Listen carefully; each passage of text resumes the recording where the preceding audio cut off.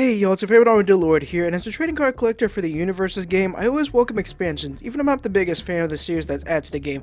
But if I were to have my way, I would want to add Helldivers 2 to the game. UniVersus would have a good selection of events and characters to create into cards due to the prominent factions of the game, and I'll go over the potential characters and events that can be turned into card. For Super Earth, the character cards you want to have for sure are Helldiver, as well as the Siege Troopers and Eagle Pilots. Some stretch characters would be the Democracy Officer and Shipmaster. The Shipmaster may be a big stretch, but I could see a veteran Helldivers wanting to finally give her a piece of their mind over the "could always use more samples" comment she makes if we collect little to no samples and barely surviving a mission. For foundations, we have events or structures like the Super Destroyer and the Democracy Space Station, as these are major help to Helldivers during their missions. We can also turn 8 of the Ministries of Super Earth into foundations, though I think the Ministries of Defense, Science, and Expansion would be the best to add. Finally, we have recruitment stations to help bolster our heroes for Super Earth and the war bonds to support them. Now for attacks, this can be just as straightforward as just charging in, guns blazing, but we can also have stratagems featured, such as the Eagle Runs, turrets, and especially Orbital Laser.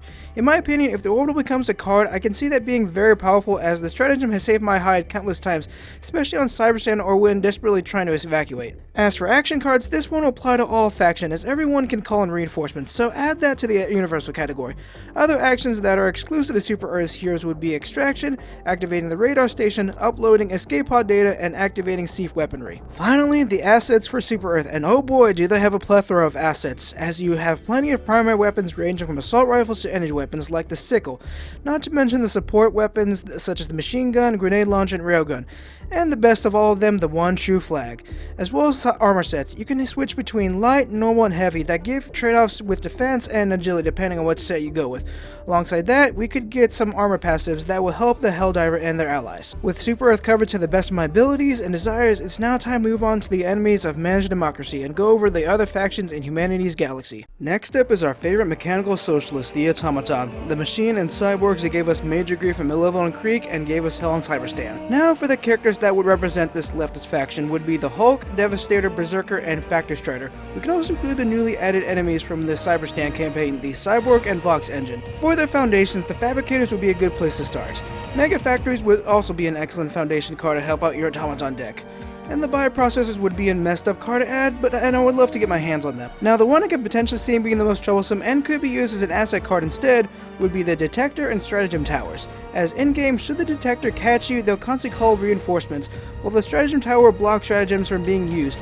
It could be used as a way to disrupt your opponent's attack. For their attacks, we can use some of their other structures, such as the Cannon Tower and Orbital Cannon. As for the more grounded combat attacks, the Automatons are a mix of both ranged attacks and close quarters combat, so we can have some cards in reference to both those styles. Now for their actions, we can use some of their war tactics, such as the seizing of Malevolent Creek, taking of the Valdez sector, recapturing Cyberstan, and the stealing of the DSS blueprints. Finally, for their assets, we can bring over the Jet Brigade and Incineration Corps to give them a boost with their attack. While unknown as of making this video, we can add the Orgo Plasma as an asset. The rest of the assets will be the various energy weapons and blades that are used by the Automaton. With the Socialists now covered, we're going to switch over to the Helldiver's favorite social brew to fight, even though many of them should have been doing the major order objectives, especially when Super Earth was under siege. We now have the bugs that are crushed for their element 710 fuel, the Terminids, who have been an increasing pest with the Gloom Spores. Now let's talk about character cards, as these bugs have several units to be made into cards. We have the Charger Behemoth, and the Bile Titans to be good candidates. Others that could do well would be the Dragon Roach, Impaler, and Stalker. Last but definitely not least, as I think you need Godzilla to fight it because there's no way of killing it in game as of this video, would be the Hive Lord, as not even a Hell Bomb, one of Super Earth's most powerful weapons, does little to it. For the foundations, their structures would be good to have, such as the Terminid Nest, Shrieker Nest, Spore Spewer, and Stalker Lair. We can also include hatcheries and mutations, as there are a few different strains of Terminids. Now, when discussing attacks, we could do swarms, as those bugs are very numerous, as they're mostly close quarters, and you can easily get swarmed by just those scavengers alone, as well as having basic melee attacks with their claws. They do have some range attacks with their spitter units that vomit out acid against the player, with the Bile Spewer being a menace, and the Bile Titan being one of the worst defenders when dealing with the acid attacks. For the action cards that would aid the Terminids, we can go with the mutation strains, such as Predator and Rupture strains. We can also bring the Gloom as a way to terraform the field to help the Terminid character, as well as a super colony to help that character reorganize in some way. Finally, for the assets, we can have their eggs that hatch scavengers to help out the Terminid in play.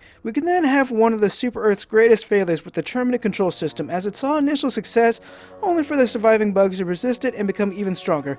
Lastly, we can also do swarm cards of Terminids that didn't make the character cut. With the bugs now wrapped up, it's now time for the last but certainly not least faction, as these squids are the faction that Helldivers normally try to avoid fighting, and give many trauma for almost taking over Super Earth. We've finally reached those who embrace an autocratic theocracy, the Illuminate, and as I previously said, they came the closest to sending the government of managed democracy into exile. For the character cards, we're a bit limited for now with Helldivers 2, as the units that I can see being made into these types of cards would be the Overseer, Flesh Mob, Leviathan, and Harvester. There is one other potential character. They're called Cultists, and they look formidable. However, it comes from a leak, and as of the making this video, they haven't been released yet, but I still wanted to throw them out there just in case. With those out of the way, let's get into the foundations that will help the Illuminate in their galactic conquest and revenge against Super Earth. A potentially gruesome card that I would like to get my hands on is the Conversion, turning citizens into voteless zombies that serve their new Illuminate masters either as individual units or combined into the Flesh Mob. Major structures that can be turned into cards also include the Illuminate encampment to churn out voteless and other enemies, as well as the Monolith, which hasn't been revealed as what it does yet, and the Cognitive Disruptor, which makes inputting the codes for stratagems messed up. For attacks, we borrow from the Terminids with swarms, only in this case it is the voteless that will be doing the swarming.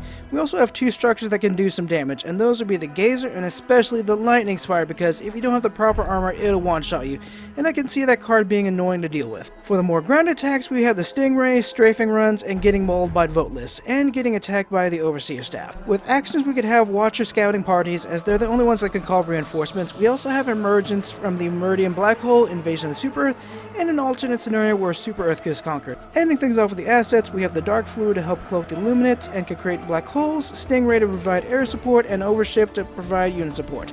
Then the Overseer can have or lend their staff, Plasma Cannon, Jetpack, or Plasma Gun. And that's all I can think of for all four factions, and I think they would be a great addition to the game, plus you get some interesting interaction with the Helldivers fandom, especially if you use one of their enemy factions against them. For releases, you could either have all four factions available from the get-go, or split into two phases where, say, the Helldiver and Terminated factions are releasing a hypothetical set called Harvester's Democracy, eventually releasing the Automaton and Illuminate another set calling this hypothetical set the Enemies of Super Earth. Heck, you can even release a few more Terminated cards in this set to help them out if they deserve it. Personally, the cards I want to see and have are the Conversion card, bonus if the transformations are more gruesome in the old card, as well as having the Hive Lord card, which could become a very powerful character, and maybe even being as annoying as Godzilla due to being unable to kill it in game as of the making of the script. Finally, I want to see what Helldiver armor sets would make the cut, as there's plenty to choose from. Anyway, that's enough about if Helldivers join UniVersus. Thank you all so much for watching. Be sure to subscribe for more content like this, as well as my Twitch recaps of Pokemon playthroughs and PlayStation trophy hunts. Hopefully I'll see you on the next video.